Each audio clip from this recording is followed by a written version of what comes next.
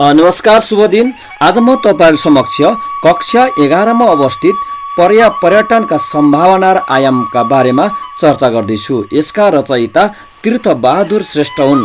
सबभन्दा पहिला यसको मूल पाठ म पुरै वाचन गर्दैछु। मान्छे प्रकृति र वातावरण बीचको सम्बन्ध र सन्तुलनलाई लिएर आजभोलि eco friendly, eco tourism, eco terrorism आदि इको उपसर्ग जोडिएका थुप्रै लफजहरू प्रयोग हुन थालेका छन्। यस्ता अभिव्यक्तिको आधार इकोलोजी र इकोसिस्टम शब्द हुन्। सन् 1969 मा अर्नस्ट हिकेल नामक एक जर्मन वैज्ञानिकले इकोलोजी शब्द प्रयोगमा ल्याएका हुन्। यसमा ग्रीक भाषाका ओइकस र लोगस दुई शब्द समाविष्ट छन्। शाब्दिक अर्थमा घरलाई बुझाउने ओइकसलाई अङ्ग्रेजीमा इको लेखिन थालियो। त्यस्तै अध्ययन, अनुसन्धान, चर्चा, परिचर्चा हुने विद्यालाई जनाउने शब्द लोगसस लोजी प्राप्त गरेर इकोलोजी शब्द निर्माण भयो। यो विद्या अर्थात् इकोलोजी अनुसार हामी बस्ने घर अर्थात् वासस्थानका विषयमा अध्ययन, अनुसन्धान, चर्चा, परिचर्चा गर्दा त्यहाँको प्राकृतिक परिवेशभित्रको सम्पूर्ण जैविक पदार्थ, जीव, प्राणी र वनस्पति तथा निर्जीव पदार्थहरू, जल, जमिन, हावापानी, घामपानी एवं रासायनिक द्रव्यहरूको आपसी सम्बन्धबारे बुझ्ने काम हुन्छ। कुनै वासस्थानको प्रणाली निरन्तर चलिरहनका लागि त्यहाँ सृष्टि र उत्पादनसँगै तिनको खपत र सम्भारको प्रक्रिया पनि निरन्तर चलिरहनु पर्छ। अर्थात् जन्म र जीवनको चक्रसँगै मृत्यु र संहार पनि चल्दै गर्नुपर्छ। संहार कार्यले पुनः सृष्टिलाई सघाइरहेको हुन्छ। सृष्टि, पालन र संहारको कार्य सम्पादन प्रणालीलाई वातावरण विज्ञानले इकोसिस्टम अर्थात् पारिस्थितिक प्रणाली भन्दछ। कुनै एउटा पोखरी, ताल वा सिमसारको पारिस्थितिक प्रणालीलाई हेर्यौं भने त्यहाँ वनस्पति, घाँस, पात, लेउ, झ्याउ एवं सूक्ष्म जीवात्माले सौर्य शक्तिको सहायतामा खाद्य पदार्थ निर्माण गरिरहेका हुन्छन्। ती खाद्य वस्तु खपत गरेर जलचर प्राणी र माछाहरू मौलाउँछन्। माछा एवं अन्य किरा फट्याङ्ग्रा खान चराचुरुङ्गी वा गोही सर्पहरू त्यहाँ विचरण गरिरहेका हुन्छन्। त्यहाँ पशुपक्षी वा वनस्पति मरेर सडेर जल र जमिनलाई पोषण गरिरहेका हुन्छन्। यसै गरी समुद्रको पारिस्थितिक प्रणालीमा पनि सूक्ष्म वनस्पति र अरू झ्याउ, लेउले सौर्य शक्तिको सहायतामा माछाको आहारा निर्माण गर्दछन्। माछालाई आहारा बनाएर व्हेल माछा लगायतका विभिन्न प्राणी बाँचिरहेका हुन्छन्। विश्वको सबभन्दा ठूलो प्राणी व्हेलको आहाराको आधार ससाना माछामा निहित हुन्छ। सानो पोखरी होस् वा विशाल सागर, त्यहाँको पारिस्थितिक प्रणालीभित्र आहाराको सञ्जाल निकै जटिल हुन्छ। सबैसँग सबै गाँसिएका हुन्छन्। त्यस्तै कुनै वनजङ्गल भित्रको पारिस्थितिक प्रणाली अध्ययन गर्यौं भने सौर्य शक्ति र वनस्पतिले आहाराको प्रारम्भिक आधार खडा गरेपछि तिनलाई खपत गर्ने तृणहारी हरिण, मृगहरू त्यहाँ जीवन निर्वाह गर्न आइपुग्छन्। तिनलाई आहारा बनाउने बाघ, चितुवा हुन्छन्। बाघ, चितुवा एवं अरू पशुपक्षी र वनस्पति मरेपछि सडेर गलेर फेरि माटो र हावामा लिइनुहुन्छन्। पारिस्थितिक प्रणाली यसरी नै चलिरहन्छ। यही प्रणालीलाई आफ्नो वासस्थान बनाएर जीवात्माहरू पृथ्वीमा जन्मन्छन्, बाँच्छन् र मर्दछन्। विहङ्गम दृष्टिले विचार गर्दा सम्पूर्ण पृथ्वी एउटा घर हो, जहाँ जल, स्थल, वायु, आकाश र तेज, प्रकाश यी पाँच पञ्चतत्त्वका बीच जलचर, थलचर, नभचर र सबै चराचर आफ्नो जीवन बिताउँदछन्। पृथ्वीलाई छोडेर अन्य ग्रहमा जीवात्माको अस्तित्व भेटिएको छैन। त्यसैले हामी सबैले यहीँ बाँच्नुपर्छ, यहीँ मर्नुपर्छ। यो सिवाय अरू जाने ठाउँ छैन। पृथ्वीको पारिस्थितिक प्रणालीलाई बिथोलिदियौँ भने हाम्रै अस्तित्व सङ्कटमा पर्छ। हालका दिनमा जलवायु परिवर्तनका विषयमा विशेष गरेर वायुमण्डल प्रदूषणका कारण पृथ्वी सतह अप्रत्याशित ढङ्गले तात्ने क्रमलाई लिएर विशेष चिन्ता र चासो हाम्रा सामु तेर्सिएको छ। पृथ्वी एउटा जीवन्त ग्रह हो। यसको पारिस्थितिक प्रणालीभित्र विभिन्न उपप्रणालीहरू छन्। पृथ्वीको भूगोलमा यी प्रणालीलाई सञ्चालन गर्ने जलवायुका प्रमुख 4 कटिबन्धहरू छन्। भूमध्य रेखाको उत्तर तथा दक्षिणतिर क्रमैले उष्ण, उपउष्ण, शीतोष्ण एवं हिमाच्छादित ध्रुवीय कटिबन्धहरू रहेका छन्। पृथ्वीमा जलवायुको विविधता अक्षांशका आधारमा वर्गीकरण गरिन्छ, तर पर्वतीय परिवेशमा चाहिँ जलवायु विविधता उचाइ अनुसार कायम हुन्छ। हिमालय क्षेत्रमा 1000 मिटरभन्दा होचो भागमा उष्ण जलवायु, त्यसभन्दा उच्च भूभागमा 2000 मिटरसम्म उपउष्ण जलवायु, त्यसभन्दा उच्च क्षेत्रमा 3000 मिटरसम्म शीतोष्ण कटिबन्ध, त्यसभन्दा माथिको शीत प्रधान कटिबन्ध, उपलेकाली 4000 मिटरसम्म र त्यहाँबाट 5000 मिटरसम्म लेकाली हावापानी हुन्छ। 5000 मिटरभन्दा उच्च भागमा हिमाच्छादित क्षेत्र हुन्छ, त्यसैले हिमालयलाई तेस्रो ध्रुव पनि भनिन्छ। जलवायुका कटिबन्धभित्र विभिन्न प्रकारका पारिस्थितिक प्रणालीहरू पहिचान गर्न सकिन्छ। पारिस्थितिक प्रणालीको पहिचानमा वन्य पारिस्थितिक प्रणाली, घाँसे मैदान अर्थात् तृण प्रधान पारिस्थितिक प्रणाली, सिमसार पारिस्थितिक प्रणाली एवं कृषि पारिस्थितिक प्रणाली छुट्याउन सकिन्छ। लेकाली क्षेत्रमा बुट्यान पारिस्थितिक प्रणाली पनि पहिचान हुन्छ। वन पनि विभिन्न प्रकारका हुन्छन्। चितवन राष्ट्रिय निकुञ्जभित्रको वन्य पारिस्थितिक र अन्नपूर्ण संरक्षित क्षेत्रमा वन्य पारिस्थितिक बिल्कुलै भिन्न हुन्छन्। चितवनको घाँसे मैदान र मुस्ताङको घाँसे मैदान एकै हुँदैन। रारा दहको सिमसार र बेगनास तालको सिमसार पनि बेग्लै प्रकृतिका हुन्छन्। नेपालको पर्यावरण र यसका पारिस्थितिक प्रणालीलाई सरलसँग बुझ्न र बुझाउन नेपाललाई बार्दली सहितको एउटा 5 तले घर कल्पना गर्न सकिन्छ।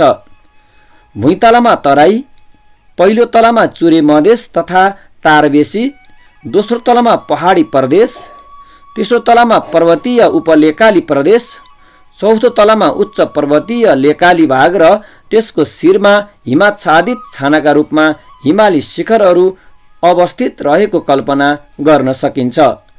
यस भवनको उत्तरी मोहडामा बार्दली झैं निस्किएको भोट प्रदेश पनि पर्न आउँछ। पर्वतीय धरातलले गर्दा यस घरको पर्यावरणीय जटिलतालाई पर्वतीय पारिस्थितिक प्रणाली भन्ने चलन छ। पर्वतीय धरातलले प्रदान गरेको प्राकृतिक विविधता र तिनका विलक्षण छटाहरूको आकर्षणका कारण विश्व समुदायबाट नेपाल आउने पर्यटकहरूको घुइँचो बढ्दो छ। पर्यावरण, प्राकृतिक सम्पदा तथा सांस्कृतिक विविधताको आकर्षणमा मौलाउने पर्यटनलाई विशेष प्रकारको व्यवस्थापन आवश्यक हुन्छ। त्यसलाई चलन चल्तीमा पर्यापर्यटन भन्ने गरिन्छ। पर्यापर्यटनको प्रमुख दायित्व पर्यावरणलाई शुद्ध राख्ने र तिनलाई बिथोल्ने कुनै क्रियाकलाप नगर्ने जिम्मेवारी वहन गर्नु हो। यस व्यवसायले प्रकृति संरक्षण कार्यलाई आर्थिक एवं प्राविधिक स्रोत साधन जुटाएर सहयोग पुर्याउनु पर्छ। त्यसका अतिरिक्त स्थानीय जनसमुदायको जीविकामा आर्थिक टेवा पनि अनिवार्य रूपमा पुग्नै पर्ने हुन्छ। प्रकृति संरक्षण र पर्यटन बीच सामाजिक सद्भाव कायम भएन भने पर्यापर्यटन विफल हुन्छ, भत्किन्छ। पर्यापर्यटनका विशेषतालाई निम्नलिखित दृष्टिले हेर्नुपर्छ। क, यो व्यवसाय प्रकृति र पर्यावरणको आकर्षणमा आधारित हुनु आवश्यक हुन्छ। त्यो सगरमाथा पनि हुन सक्छ वा सारस पनि हुन सक्छ। यस उद्योगको दिगोपनलाई पर्यावरणले सघाउनु पर्छ। जल, जमिन र स्वच्छ वातावरण कायम हुनुपर्छ। यसका क्रियाकलाप प्रकृति, प्राकृतिक सम्पदा र स्थानीय सांस्कृतिक निधि संरक्षण गर्ने हुनुपर्छ। संरक्षण शिक्षामा यसको योगदान कायम हुनुपर्छ। पर्यटकहरू अनुपम अनुभव र नयाँ चेतना लिएर फर्कन पाउनुपर्छ। घ, यस उद्योगले स्थानीय अर्थतन्त्रलाई टेवा पुर्याउनुपर्छ। ङ, यस उद्योगबाट प्रकृति संरक्षण र सम्वर्धनलाई आर्थिक रूपमा सहयोग पुग्नुपर्छ। चितवन राष्ट्रिय निकुञ्ज होस् वा स्याङ्जाको सिरुबारी, पर्यटनको आम्दानी नै संरक्षण कार्यमा खर्च हुने व्यवस्था मिल्नुपर्छ। यसका सम्पूर्ण क्रियाकलाप र व्यवस्थापनबाट पाहुनाहरू सन्तुष्ट र खुसी हुनुपर्छ। बर्दिया राष्ट्रिय निकुञ्जका बाघ देखेर अमेरिकी एक अभिनेताले नेपालका बाघ संरक्षणमा $3 लाख सहयोग गरेको घटनाबाट प्रेरणा लिएर अरू दाताहरू पनि उत्साहित हुने परिस्थिति बनाउनुपर्छ। यस उद्योग मार्फत अन्तर्राष्ट्रिय सद्भाव र भाइचारालाई सहयोग पुर्याएर नेपालको छवि उच्च बनाउन सफल हुनुपर्छ। विश्व बन्धुत्वमा नेपालको प्राकृतिक सम्पदाले पुर्याएको योगदानलाई अहिले हामीले लेखाजोखा गर्न सकेका छैनौँ। वर्तमान तथ्याङ्कले प्रतिवर्ष लगभग 11 लाख विदेशी पर्यटक नेपाल भित्रिने गरेको देखाउँछ। नेपाल सरकारले त्यसलाई अझ वृद्धि गर्ने लक्ष्य राखेको छ। पर्यटक त ती हुन् जसले आफ्नो फुर्सद बिताउनका लागि पैसा खर्च गर्दछन्। जे जस्तो लक्ष्य लिएर आए तापनि हामी अतिथिको स्वागत गर्छौँ। हाम्रो वासस्थान अर्थात् हाम्रो घर नेपालमा, हाम्रो घर व्यवस्थापन अर्थात् हाम्रो पारिस्थितिक प्रणालीभित्र तिनको स्वागत हुन्छ। तिनको उपस्थितिले हाम्रो वातावरणलाई प्रतिकूल प्रभाव पर्न र पार्न दिनु हुँदैन। पर्यटन व्यवसायमा घरधनी र पाहुना दुवै सचेत हुनुपर्छ। पर्यावरण सम्मत क्रियाकलापका आधारमा सम्पन्न हुने पर्यटन व्यवसायलाई मात्रै पर्यटनको दायराभित्र व्याख्या गर्न सकिन्छ। पर्यटकीय गतिविधिहरू जल, स्थल र आकाशमा समेत सञ्चालन हुने गर्दछन्। पर्वतारोहण, पदयात्रा, जङ्गल सफारी, वन्यजन्तु अवलोकन, वीर माहुरीको मह सङ्कलन जस्ता अद्वितीय परम्पराको दृश्य अवलोकन, पर्वतीय बाइक यात्रा, घोडसवार, रक क्लाइम्बिङ, प्राकृतिक गुफा अन्वेषण र अवलोकन, हिउँ चिफ्लेटी, गल्फ लगायतका अरू खेलकुद पनि स्थलगत क्रियाकलाप हुन्। ती सबै प्रकारका क्रियाकलाप सम्पन्न गर्न पर्यटनका विभिन्न आचार संहिता पृथक रूपमा निर्माण गरेर तिनको सम्मान गर्न र गराउन सक्नुपर्छ। त्यस्तै जलक्रीडाहरू, र्याफ्टिङ, कायाकिङ, क्यानोइङ, बोटिङ, मत्स्यविहार आदिका सम्बन्धमा पनि पर्यटनका सिद्धान्त र आचार संहिता पालना हुनुपर्छ। आजभोलि नेपालको आकाशमा पर्वतीय उडानहरू, hand gliding, paragliding, ultralight aircraft, hot air balloon, sky diving आदि विभिन्न पर्यटकीय क्रियाकलापसँगै बन्जी जम्पिङ जस्तो साहसी पर्यटन पनि लोकप्रिय बन्दैछ। पर्यावरणको दृष्टिले स्वच्छ वायु र स्वच्छ आकाश कायम गर्न पर्यटकीय क्रियाकलापलाई पर्यावरण मैत्री बनाउनै पर्ने हुन्छ। पर्यटनको बृहत दायराभित्र ग्रामीण पर्यटन, सांस्कृतिक पर्यटन, तीर्थाटन, धार्मिक तथा आध्यात्मिक पर्यटन लगायत शैक्षिक भ्रमण एवं अनुसन्धानमूलक पर्यटन पनि फस्टाउन थालेको छ। यी सबै क्रियाकलाप हाम्रो पारिस्थितिक प्रणालीभित्रै सम्पन्न हुने कुरा हुन्। हाम्रो पारिस्थितिक प्रणालीलाई स्वस्थ र दिगो बनाइराख्न पर्यावरण मैत्री नीति, नियम, कानुन र आचार संहिताको पालना हुनुपर्छ। आफ्नो गाउँ र ठाउँका पर्यटनीय आकर्षणहरू, प्राकृतिक एवं सांस्कृतिकका बारेमा हामी आफै सचेत हुनुपर्छ। स्थानीय गौरव र गाथाका प्राकृतिक एवं सांस्कृतिक सम्पदाहरूको छायाबाट नयाँ पिँढीलाई रोजगारका अवसर मात्र होइन, स्वाभिमान समेत हौस्याउने अवस्था सिर्जना हुनुपर्दछ। नयाँ पिँढीको विदेश पलायनलाई आफ्नै पर्यावरणको आकर्षणले नियन्त्रण गर्नु आजको माग पनि हो हाम्रो नेपालको।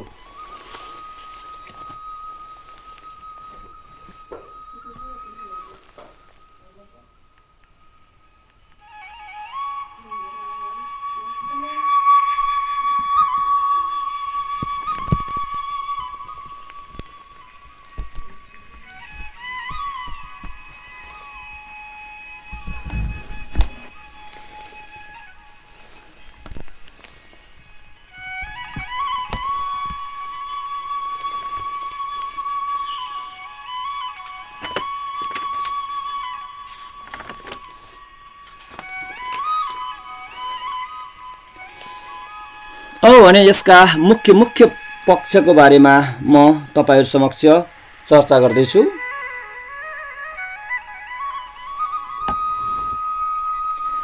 पर्यटनका सम्भावना र आयामका रचयिता तीर्थबहादुर श्रेष्ठ हुन्। उनी नेपाली साहित्यमा विज्ञान विषयका विशिष्ट साहित्यकार हुन्। उनका नेपाल नखुलेका पाटाहरू, वन वनस्पति र प्राणी जस्ता महत्त्वपूर्ण कृतिहरू प्रकाशित भएका छन्। नेपालको प्राकृतिक सम्पदा तथा जैविक विविधताको कलात्मक ढङ्गले प्रस्तुत गर्नु उनको मुख्य विशेषता हो। उनका विभिन्न उत्कृष्ट निबन्धहरूमध्ये यो निबन्ध पनि एक हो। जल जमिन र रुख बिरुवा जीवजन्तु आदिसँग सम्बन्धित अध्ययन, अवलोकन, भ्रमण आदिलाई पर्यटनका रूपमा लिन सकिने। 1969 मा अर्नस्ट हिकेलले इकोलोजी शब्द प्रयोगमा ल्याउनु। इकोलोजी शब्दले हामी बस्ने घर अर्थात् वासस्थानका विषयमा अध्ययन, अनुसन्धान, चर्चा, परिचर्चा तथा जैविक पदार्थ, जीव प्राणी र वनस्पति, निर्जीव पदार्थहरू, जल जमिन, हावापानी, घामपानी, रासायनिक सम्बन्धबारे बुझिने। सृष्टि पालन र संहारको कार्य सम्पादन प्रणालीलाई इकोसिस्टम तथा पारिस्थितिक प्रणाली भनिने। एउटा पोखरी, ताल वा सिमसारको पारिस्थितिक प्रणालीमा वनस्पति, घाँस, पात, ल्याउ र झ्याउले सौर्य शक्तिको सहायताले खाद्य पदार्थको निर्माण गर्नु। ती खाद्य पदार्थहरूलाई माछा, किरा, फट्याङ्ग्राहरूले खानु र तिनीहरूलाई खाएर चराचुरुङ्गी, गोही, सर्पहरूले आफ्नो जीवन निर्वाह गर्नु।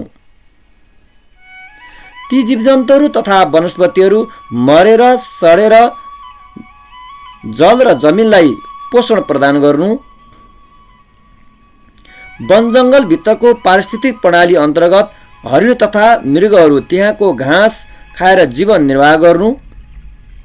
तिनी हरिण तथा मृगलाई आहार बनाउन बाघ, चितुवा आउनु। तिनी बाघ, चितुवा तथा वनस्पतिहरू मरेर सडेर गडेर फेरि माटोमा विलिन हुनु। यसरी पारिस्थितिक प्रणालीको चक्र निरन्तर चलिरहनु। जल, स्थल, वायु, आकाश र तेज यी पञ्च तत्त्वको सहायताले जलचर, स्थलचर, नभचर तथा चराचर सबैले आफ्नो जीवन निर्वाह गर्नु। सबै प्राणीहरू यही धरतीमा बाँच्नु पर्ने भएकोले पृथ्वीको पारिस्थितिक प्रणाली बिग्रिँदा मानव जीवन सङ्कटमा पर्ने अवस्था देखिनु। हालका दिनमा जलवायुमा देखिएको प्रदूषणले पृथ्वी तात्दै जाँदा चिन्ता र चासो बढ्नु। पृथ्वीमा उष्ण, उपउष्ण, शीतोष्ण एवं हिमाच्छादित कटिबन्धहरू हुनु। पर्वतीय परिवेशमा उचाइ अनुसार जलवायुमा विविधता हुनु। हिमालयलाई तेस्रो ध्रुव पनि भनिनु। घाँसे मैदान तथा तृण प्रधान पारिस्थितिक प्रणाली, सिमसार पारिस्थितिक प्रणाली, बुट्यान पारिस्थितिक प्रणाली र कृषि पारिस्थितिक प्रणाली आदि रहनु। स्थान अनुसार पारिस्थितिक प्रणाली फरक फरक हुनु। नेपालको पारिस्थितिक प्रणालीलाई बारदली सहितको पातले घरको कल्पना गर्न सकिने। भुइँतलामा तराई, पहिलो तलामा चुरे मधेस तथा टारबेसी, दोस्रो तलामा पहाडी प्रदेश, तेस्रो तलामा पर्वतीय प्रदेश, चौथो तलामा उच्च पर्वतीय भाग र पाँचौं तलामा हिमाच्छादित छानाका रूपमा लिन सकिने। पर्वतीय धरातलले प्रदान गरेको विलक्षण प्रतिभाले विदेशी पर्यटकहरूलाई प्रशस्त मात्रामा आकर्षित गर्नु। यिनै प्राकृतिक सम्पदा, सांस्कृतिक सम्पदाको जगमा मौलाउने पर्यटन व्यवसायलाई जतिसक्दो हामीले संरक्षण गर्न अगाडि बढ्नुपर्ने। मुख्यतः पर्यावरणका विशेषताहरूलाई निम्न मुद्दाहरूमा समेट्न सकिने।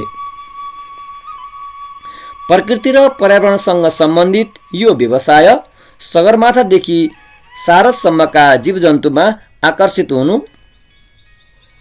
यस व्यवसायलाई बचाउन जल, जमिन र स्वच्छ वातावरणको संरक्षणमा ध्यान दिनुपर्ने, प्राकृतिक सम्पदा र स्थानीय निधि संरक्षण गर्दै पर्यटकहरूलाई नयाँ अनुभव लिएर फर्किने वातावरण बनाउनु पर्ने। पर्यावरणको संरक्षणले स्थानीय अर्थतन्त्र दरिलो हुनुका साथै चितवन राष्ट्रिय निकुञ्ज, से फक्सुन्डो, राराताल जस्ता महत्त्वपूर्ण स्थलहरूले दीर्घ जीवन प्राप्त गर्न सक्ने। पर्यावरणलाई व्यवस्थित गर्न सकेको खण्डमा पाहुनाहरू खुसी भई बर्दिया राष्ट्रिय निकुञ्जका बाघ देखेर तिनीहरूको संरक्षणमा $3 लाख प्राप्त हुनुले अन्य दाताहरू पनि उत्साहित हुने कार्य गर्नुपर्ने। पर्यावरणसँग सम्बन्धित यस उद्योगको माध्यमबाट अन्तर्राष्ट्रिय सद्भाव र भाइचारालाई उच्च प्राथमिकता दिँदै नेपाली छविलाई विश्व जनमानसमा फैलाउन अगाडि बढ्नुपर्ने। वर्तमान तथ्याङ्कले प्रति वर्ष लगभग 11 लाख विदेशी भित्रिने अनुमान रहेकोले अझै बढाउनु पर्ने। हाम्रो घर आँगनमा पर्यटकलाई स्वागत गर्दै उनीहरूलाई पर्यावरणको माध्यमबाट आकर्षित गर्दै पारिस्थितिकीय प्रणालीलाई अझ सुदृढ बनाउनु पर्ने। पर्यावरण व्यवसायलाई घरधनी र पाहुना दुवैले सचेततापूर्वक व्यवस्थित र मर्यादित बनाउनु पर्ने। पर्यटकीय गतिविधिहरूमा जल, स्थल र आकाशमा हुने विभिन्न गतिविधिहरू हुने, पर्वतारोहण, पदयात्रा, जङ्गल सफारी, वन्यजन्तु अवलोकन, भिरमाहुरीको महसङ्कलन, पर्वतीय बाइक यात्रा, घोडसवार, रक क्लाइम्बिङ, प्राकृतिक गुफा अन्वेषण र हिउँ चिप्लेटी, गल्फ लगायतका पर्यटकीय गतिविधिले पर्यटन व्यवसायलाई प्रभावित पार्ने। जलक्रीडा, र्याफ्टिङ, कायाकिङ, क्यानोइङ, बोटिङ, मत्स्य विहार आदिका साथै पर्वतीय उडानमा hand glide, paragliding, ultralight aircraft, hot air balloon, sky diving, bungee jumping जस्ता विभिन्न गतिविधिहरूलाई आचार संहिता सहित अगाडि बढाउनु पर्ने।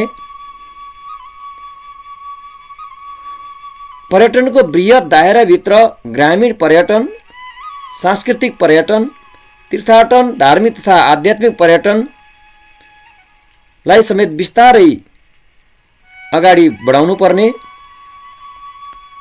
शैक्षिक तथा अनुसन्धानमूलक पर्यटन व्यवसाय पनि पर्यटनकै फुलबारीमा रमाउनुलाई एक महत्त्वपूर्ण उपलब्धिका रूपमा लिन सकिने।